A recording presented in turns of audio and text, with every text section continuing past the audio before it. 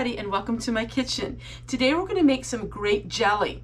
Not just your typical grape jelly, I'm actually going to show you different ways you can. I would like to say that this is not USDA approved, but it is a method that has been used for many years. For those who missed it, previously recorded on Homestead Tessie, I'm going to share with you the large grape harvest that we had and how we can turn that into food on our shelves that will last us for many years, even without using canning lids. Hubby's going to harvest the one side while I harvest the other. It'll take us about an hour, maybe an hour and a half. All right, let's get started.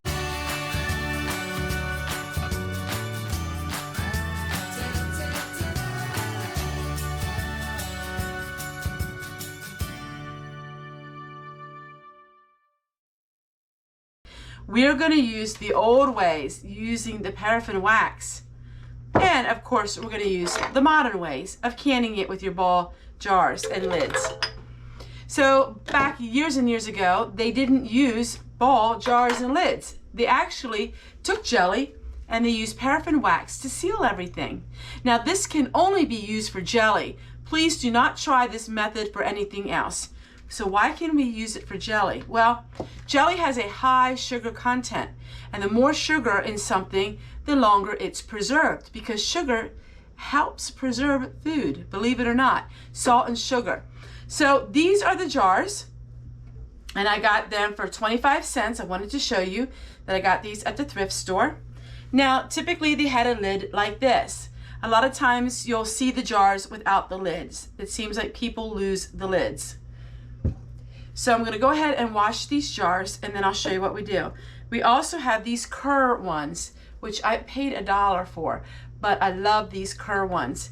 The paraffin wax adds a sealant on top of your jelly, so that keeps your jelly from molding and having the atmosphere. So there's no oxygen getting to your jelly by using the paraffin wax.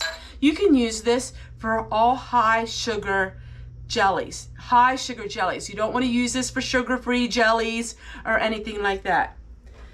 Here is our grape juice. You take unsweetened grape juice, a little bit of sugar, and some pectin, and that's all you have to do to make jelly. People ask me what is the easiest way to start learning to can, and that of course is making jams and jellies.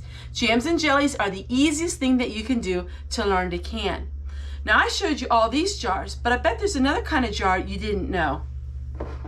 The Dollar Tree came out with their replica jars. These are replica jelly jars that they would have used back in the 1930s and 40s. We're going to can grape juice in these as well. So we're going to do the same method. We're going to use the paraffin wax. This is the lid. So we're going to show you all the different ways that you can grape jelly. Interested in one of my favorite cookbooks for preserving. This is called Blue Ribbon Preserves. This is an extensive cookbook on preserving all kinds of things. I love this cookbook. It is my favorite, especially for jams and jellies. It is extremely simple how to make. It's 4 cups of grape juice and 7 cups of sugar and 1 envelope of liquid pectin. I like the liquid pectin better. Now I do use both, but the liquid pectin works the best for me. All we do is we take 4 cups of unsweetened juice. Now, if you don't have your own grapes, that's okay. You can go to the grocery store, get unsweetened grape juice, and you can make your own jams and jellies with it. Just make sure it's unsweetened. All right, we're gonna go ahead and let's just put it all together, and I'll show you how we preserve it. I'm gonna make 2 batches, but you never double a batch. You have to make it separately. So we're gonna go 4 cups of the juice.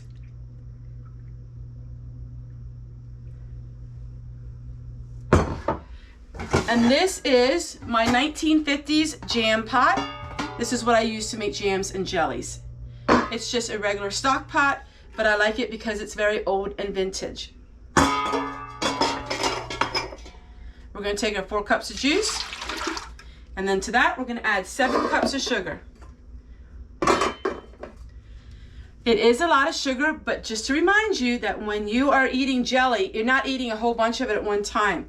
So you're really not getting that much sugar. We fill up our replica jelly jars from the Dollar Tree first.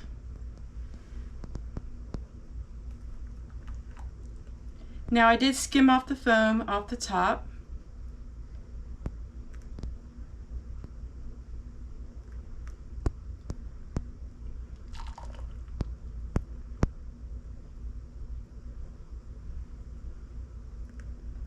Now we're going to go ahead and fill the rest of our jars.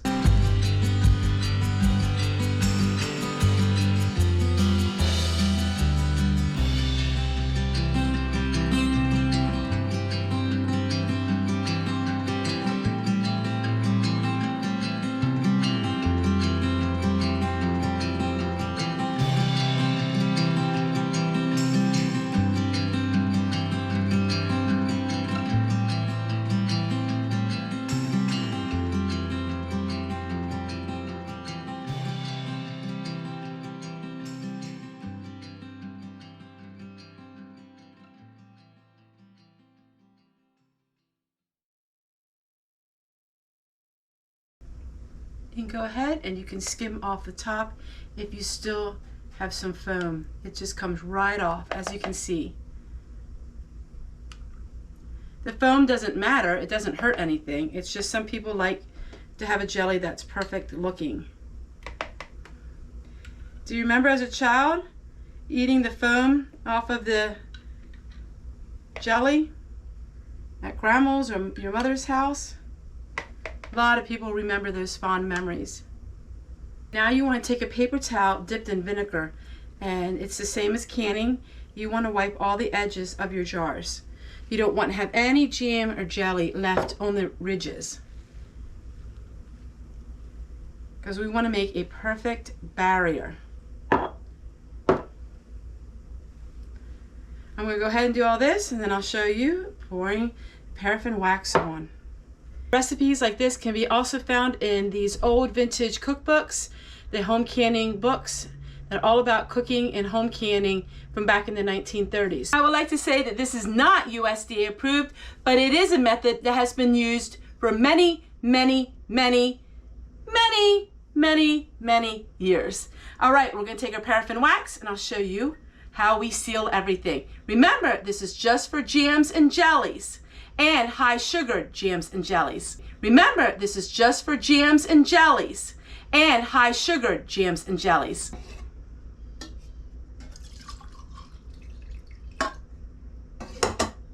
We're going to take our paraffin wax and pour it on the top. You can easily see when it's covered. It's hard to show in camera, but you can easily see. We're going to give it one layer, and we're going to wait till it cools. The paraffin wax will always stay on top. Now you can see why I always buy paraffin wax at the thrift store whenever I can find it. If you don't have canning lids and you want to make jams and jellies, this is the perfect way to do it.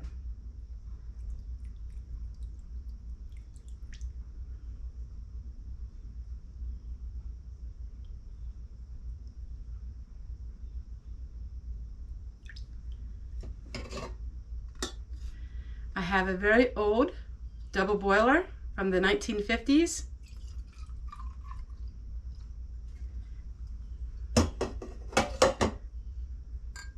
And when it is hardened, you can easily tell, so don't have to worry about forgetting to do one. You can easily tell that you have paraffin wax on it.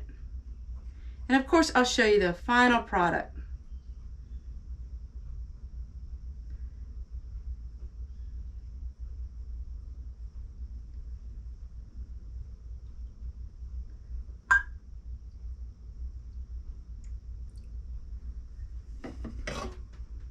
I used a 1 pound block, and that is plenty.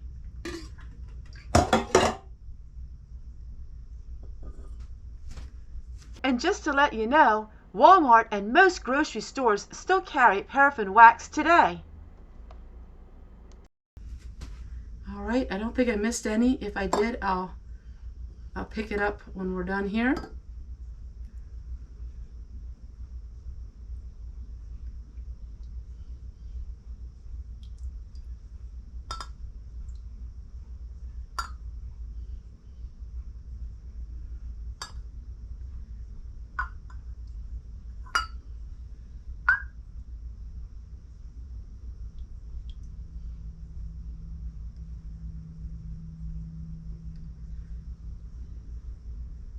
All right, I'll wait till all of this cools and then I'll show you what we do the last step. And also, here's one from last year. I bet you're wondering, how do you get the wax out?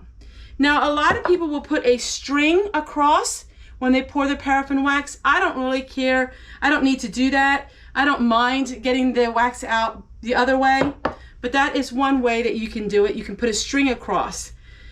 And here is my vintage wax that I used, 39 cents. Now it runs about $5. And yes, you can still buy this at Walmart today. And 24 hours later, here's the final product. So this one is perfect. There is no jelly anywhere else. And I got this jar kit from the Netherlands. I actually got it on eBay. I get it from the Netherlands. There is nowhere in the United States that I found that has this. So what I do is, and it's made for this kind of jelly. It's made for this. What you do is you're going to put one on top, like this. Now if you have a lid that goes to it, you put the lid on. And you can put the paper over it.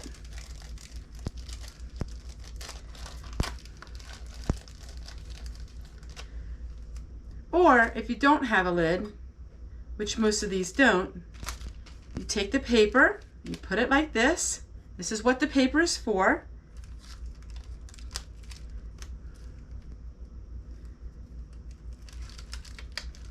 Put the paper down like this, and then you put the lid on.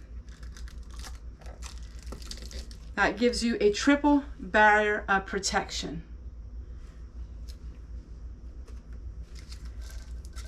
So you just take the lid off, you take the plastic off, and that's what it looks like. You can also use this if you don't have a lid. So that jelly is completely finished. Then we have one like this that does not have a lid, simply because they no longer have a lid to it.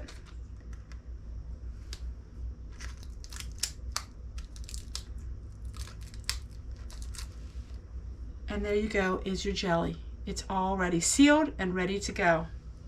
You do not need to refrigerate it if you do it like this, but you want to make sure you have a clean product. You don't want any jelly out on the outside of it or it will mold. All right, I'm going to go ahead and finish packaging these all up, but I will show you one that I already did last year. So simple. You just make a little slit. Now watch. It comes up in one whole piece, and yes, you can reuse this over and over again if you wish. And here is the jelly.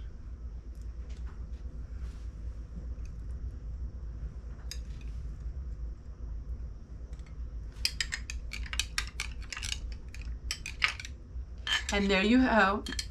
And there you go. You have perfect jelly. Now you do not put this back on. You get rid of this, or you're going to recycle it and use it again and filter it. All you gotta do is put a lid on it or put some kind of foil over top of it. However you wish to do it. We're just gonna put a plastic .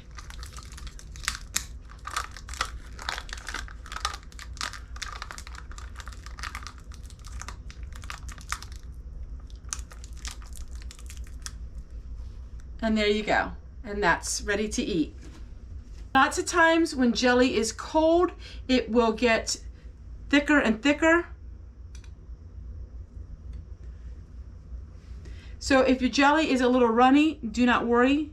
If you put it in the refrigerator, it will thicken out. I'm going to go ahead and continue to package these up. We also made some grape juice in these neat Dollar Tree bottles. Now, of course, they're not shelf stable, I don't think, so we kept them in the refrigerator. Would you like to see a very old video that I made about grapes many years ago? Take a look above, right there.